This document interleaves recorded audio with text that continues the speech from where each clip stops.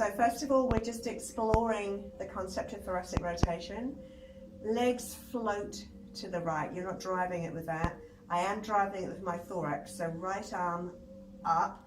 And what you might need to do is put an imaginary steering wheel around your ribs and rotate them and pull them that way. Smooth them around. You're trying to actually mobilize your rib cage. So I'm mobilizing my rib cage to the left. And as we sort of discovered, you might accidentally be pulling it from here. So have a think about that.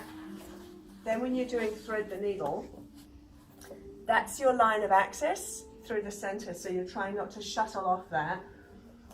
When you rotate with your right arm under, you need to think about your right sitting bone pointing straight back. It's going to try to shuttle around in that direction. So grab a hold of your sit bone in your mind, point it backwards, and then draw your rib cage underneath. Your left elbow bends with the sensation that your ribs are turning from this position here. Then we did hands and knees on the box. So we did the pointer or the bird dog. Remembering you're trying to keep length through your front, so your pelvis points back, your ribs are forward, so this is always this elongation feeling. Then you've got the wrap around with your ribs that holds you, so that when we do these, that stays long, your ribs stay wrapped around. When you're on this side, or when you're on either side, your right sitting bone again stays pointed back. That was another pointer for you there. When we were in standing, this is long. I was getting you to feel that you pull your ribs up off your pelvis, not backwards, just up. And then when we go into this shape, pull it up. Feel your left rib cage is coming forward.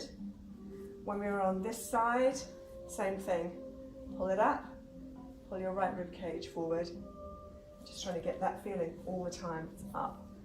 Oh, we talked about breathing as well. Is that when we breathe out, the fault that we have is the sternum drops, which is that. When you breathe out, your sternum should stay the same height. So you're just looking for that. And you'll know if you got it right because you'll actually feel activation of your abdominal wall when you breathe out. So that doesn't drop when you breathe out. Okay, so Lynette's breathing exercise. You're going to put your fingers on your collarbones and you're going to make sure your head is supported so it's not tilting back. Fingers on the collarbones, and when you breathe, this area stays still. So when you inhale, it doesn't move, but this is the bit to notice. When you breathe out, it doesn't drop. If you're doing it wrong, it'll do this. So that's still, which means your out breath will come from here. If it's going well, what you will notice is that when you breathe out, you'll get abdominal tightening, but you'll also feel that your pelvic floor lifts. You won't have to do it. That's when you know you've got it right. This is still, as I breathe out, I can feel my abdominal wall and a little bit of pelvic floor lift.